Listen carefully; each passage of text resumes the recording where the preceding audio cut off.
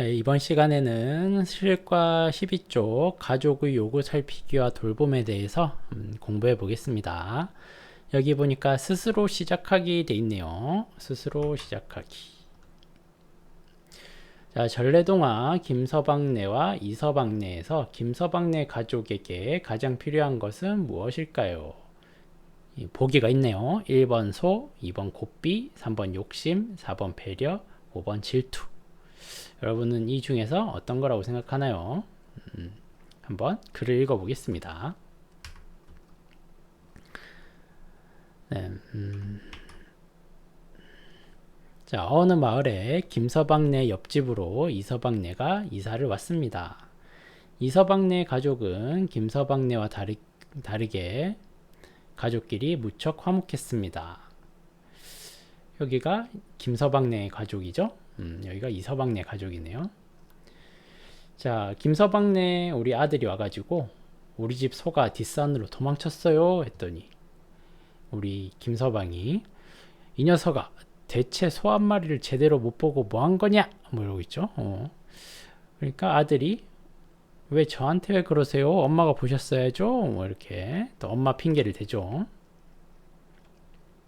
엄마가 나는 노는 줄 아니 그리고 당신은 뭐 했어요? 서로 이렇게 막 계속 미루네요. 근데 이서방님 아하 여기 좀 더 밑으로 네, 이 상황을 지켜본 이서방은 몰래 자기 집 소를 놓아주고 가족들과 힘을 합해 소를 잡은 후 서로의 덕분이라고 말하며 웃었습니다. 네, 지금 이서방은 일부러 이제 소를 놓아준 거죠. 그럼 우리 가족은 어떻게 해야 될까 했더니 서로 다 같이 힘을 합쳐서 이제 소를 잡은 거죠. 그리고 우리 서로의 덕분에 이 소를 다시 찾을 수 있었다라고 말할 수 있었네요. 그랬더니 이제 김서방이 우리 가족들에게 필요한 게 바로 이거였구나. 여러분은 이게 뭐라고 생각하나요? 도대체 김서방의 가족한테 뭐가 더 필요했을까? 네, 답은 배려였겠죠? 배려. 자, 13쪽 넘어가 볼게요. 자, 배려와 돌봄은 왜 필요할까요? 뭐 이렇게 돼 있네요. 이번 시간에 배울 게 배려와 돌봄. 자, 우리는 의사소통을 통해 가족 구성원 모두 서로 다른 요구가 있음을 이해해야 합니다. 야, 이게 참 말은 쉽지만 여러분 굉장히 이게 실천하기 어렵고요. 이것만 우리가 실천할 수 있다면 가정에 거의 불화가 없다고 봐야 되겠죠. 이것만 할 수 있으면 가정에 뭐 항상 화목한 가정이 될 겁니다. 자, 가족 구성원 모두 서로 다른 요구가 있음을 이해해야 된다는 거예요. 하지만 이걸 이해하지 못하니까 우리가 갈등이 생기는 거죠. 또한 가정생활 중에 일어나는 여러 가지 일들도 꾸준히 관심을 가져야 합니다. 이것도 굉장히 힘든 일이죠. 우리 가족한테 일어났는데 어느 순간 보면은 관심을 끄고 있어요. 왜냐하면은 너무 힘드니까. 분명히 우리 가족한테 일어났는데 나는 뭐 내가 신경 쓸 일은 아니다라는 식으로 이렇게 좀 관심을 가지지 않는 사람들도 굉장히 많습니다. 자, 이를 바탕으로 우리 가족 구성원들의 요구에 알맞은 배려와 돌봄을 실천할 때 안정되고 친밀한 가족 관계를 만들어 건강한 가정 생활을 유지해 나갈 수 있습니다. 이렇게 돼 있네요. 정말 중요한 말들이죠. 한 문장 한 문장이 정말 중요한 말들입니다. 여러분들은 머릿속으로 가정의 모습이 어떤 모습이어야 되는지 항상 알고 있어야 되고 그거를 실천할 수 있어야 되거든요. 실천하려고 노력을 해야 돼요. 건강한 가정생활, 이게 기본적인 바탕이 되어야지 여러분들 사회생활도 잘할 수 있다고 지난 시간에 배웠죠. 이게 가정생활이 잘 안되면 여러분들이 나중에 사회에 나가서도 적응하기도 힘들고요. 뭔가 좀 항상 허전한 느낌도 들고 그렇습니다. 가정생활이 잘 돼야 되고, 그럼 가정생활이 잘 되려면 서로 배려하고 돌봐줘야 된다는 거예요. 자, 밑에 한번 그림을 볼까요? 밑에 여기 가족 구성원의 요구에 따른 배려와 돌봄 이렇게 돼 있네요. 자, 아기는 어려서 가족의 보살핌이 필요합니다. 그렇죠. 여러분, 아기는 보살핌이 필요하죠. 여러분, 6학년은 보살핌이 필요할까요? 필요하지 않을까요? 6학년은 보살핌이 필요합니다. 그럼 중학교 1학년은요? 중학생은요? 중학교 1학년, 2학년, 3학년 친구들은? 자, 이 친구들도 보살핌이 필요하죠. 그럼 고등학교 정도 되면 이제 보살핌이 필요 없을까요? 고등학생 정도? 예, 고등학생 정도도 보살핌이 필요하죠. 아. 여러분, 대학생은 어떨까요? 대학생. 이제 20살이 넘었죠?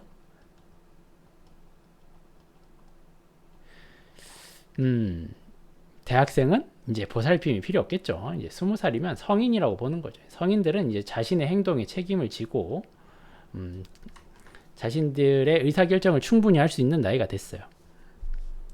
사실 선생님이 보살핌이 다 필요하다고 했지만, 이렇게 가면 갈수록 보살핌의 그 정도가 점점 약해지는 거죠. 많이 필요 없어지기도 하고요. 그러니까 아기 때는 어머니 아버지들이 엄청나게 큰 보살핌이 필요하다면은 이제 여러분들 나이가 점점점 들수록 그 보살핌의 정도가 점점점 약해지는 거죠. 거의 이제 필요가 없는 게 되는 거고, 대학생 정도가 되면은 이제 더 이상의 보살핌은 거의 필요가 없다. 왜냐면 여러분들이 다 알아서 하니까요. 하지만 이제 여기서 살짝 문제가 생기는 게, 과잉된 보살핌이 있어요.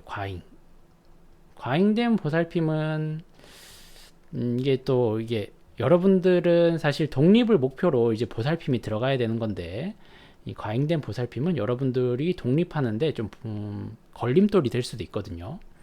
어떻게 보면 여러분들이 굉장히 부모님들이 참견이라고 생각할 수도 있는데, 이게 그래서 적절한 보살핌이 필요합니다. 적절한 보살핌. 우리 부모님들이 또 간혹 가다가 좀 과잉해서 보살피는 분들이 계시는데, 그분들은 뭐 대학생 돼도 뭐 자녀가 결혼을 해도 계속해서 이렇게 보살피려고 하는 거죠. 사실 그렇게까지 하면 안 되고 좀 이렇게 놔줘야 되거든요. 6학년부터 쭉 하면서 조금씩 놔주면서 우리 자녀들이 독립할 수 있게끔 그렇게 만들어주는 게 목표입니다. 하지만 또 어떤 부모님들은 이 과잉이 아니라 부족이 또 문제가 돼요. 보살핌의 부족. 아기가 있는데 너무 힘든 거예요. 이걸 육아라고 하죠. 육아가 너무 힘든 거지. 보살피기 너무 싫어요. 갖다 버리고 싶어. 여러분, 아기 버리는 사람들 많죠. 나 너무 육아가 힘든데, 난 도저히 애 키울 자신이 없는데, 아이를 버려요. 아이를 버립니다. 그렇죠. 이게 엄청난 또 사회적인 문제가 되죠. 이런 건 사회적인 문제가 됩니다. 그래서 가정의 역할 중에 하나는 이렇게 아이를 낳아서 보살피는 거. 이 아이를 잘 키워서, 끝까지 잘 키워서 혼자서 스스로 살 수 있게끔 독립시키는 거. 이렇게 만드는 게 목표예요. 건강한 독립이죠. 건강한 독립. 우리 아이가 우리 부모님이 잘 키워서 한 대학생쯤 되면은 이제 모든 의사결정을 스스로 할 수 있게끔 하고, 자신의 행동에 책임을 지게끔 하고, 아주 사랑스러운 자녀로서 독립을 시키는 거죠. 그러면 이 자녀는 또 사회에 나가서 또 사회에 자신의 역할에 맞게끔 또 일을 하는 거죠. 이게 목표인 거죠. 사실은 어떻게 보면 가정의 목표.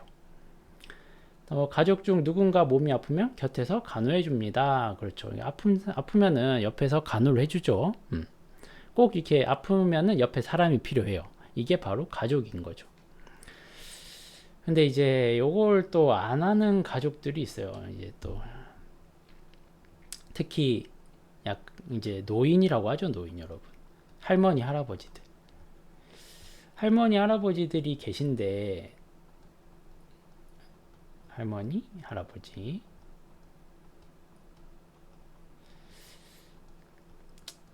자, 이분들은 이제 아무래도 나이가 좀 연세가 있으시다 보니까 병이 많겠죠.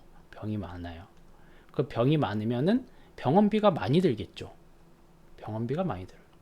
그러면은 우리 자녀들이 사실 이 병원비를 감당하기가 쉽지도 않죠. 병원비가 너무 비싸니까. 그래서 자녀들 가운데는 이 할머니 할아버지께 노인이 된 사실 부모님이죠. 할머니 할아버지를 그냥 방치하는 경우가 많아요. 방치하는 경우가 많습니다. 적절한 치료를 해주지도 않고 그냥 뭐 연락도 잘 안 하고 그냥 방치해 버리는 거예요. 본인이 살기도 너무 힘드니까. 이것도 이제 하나의 사회적인 문제가 되는 거죠. 우리 아이를 버리는 것도 문제, 할머니 할아버지를 방치하는 것도 문제. 이렇습니다, 여러분. 가정생활이 이렇게 힘들어요. 가족에게 힘든 일이나 고민이 생기면 함께 해결하기 위해 노력합니다. 여러분들은 뭐 항상 그렇지만 고민이 생기면은 1번이 가족이어야 되거든요. 내가 고민이 생겼어. 그러면은 나는 우리 부모님, 우리 엄마, 우리 아빠 뭐 이렇게 가족한테 자신의 고민을 이야기할 수 있어야 돼요. 그거를 편하게 이야기할 수 있어야 되고 또 부모님은 거기에 따라서 적절하게 같이 고민도 해주고 뭐 어떻게 하면 좋을지 해결 방법도 함께 찾아보고 사실 문제에 대한 해결 방법은 이게 뭐 딱히 없을 수도 있어요. 항상 모든 문제는 정답이 없을 수 있거든요. 정답이란 존재하지 않아요. 하지만 최대한 어떻게 하면 문제를 해결할 수 있을지 같이 고민해 보는 거거든요. 부모님들이 같이 고민해 준다는 것만으로도 어느 정도는 해결이 될 수 있어요. 같이 고민하고 이렇게 하면 어떨까? 저렇게 하면 어떨까? 고민이 생기면 가족이 굉장히 힘이 되죠. 이렇게 배려와 돌봄을 통해서 육체적으로나 정신적으로 점점 성장하는 거죠. 여러분들이 이렇게 성장해서 독립하고 건강한 우리 친구들이 되겠죠. 여기 있네요. 나이가 많아 신체 기능이 약해지고 경제활동이 어려운 가족을 돌봐줍니다. 우리 할머니 할아버지들을 이렇게 돌봐주는 거죠. 몸이 불편한 가족의 일상생활이 힘들지 않도록 옆에서 도와줍니다. 자, 이게 사실 이제 건강한 가족의 모습인데 이러한 것들을 사람들이 하기를 힘들어합니다. 우리가 말로는 이렇게 쉽지 이걸 실제로 겪는 사람들은 이거 굉장히 힘들어합니다.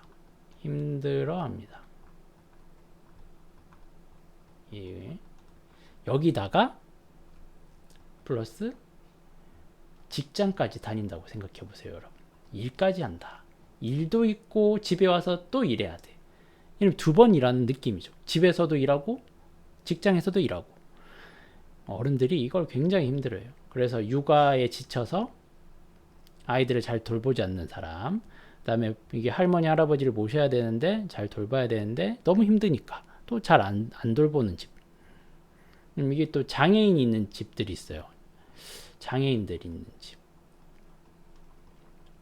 선천적 장애든 후천적 장애든 장애인이 있으면은 또 옆에서 좀 돌봐줘야 되는 거거든요. 근데 이제 장애 정도가 심하면 심할수록 가족들은 더 많이 힘들어하죠. 경제적으로도 힘들고 육체적으로도 힘들고 정신적으로도 힘들고 이렇게 굉장히 힘들어하죠. 요새 여러분들 부모님이 또 좀 힘들어하는 거 있죠, 여러분. 바로 코로나 때문에 여러분들이 원격 수업을 하죠. 코로나 때문에 여러분들이 원격 수업을 하게 되고 그 원격 수업을 하면 아무래도 좀 집에서 부모님들이 돌봐줘야 되겠죠.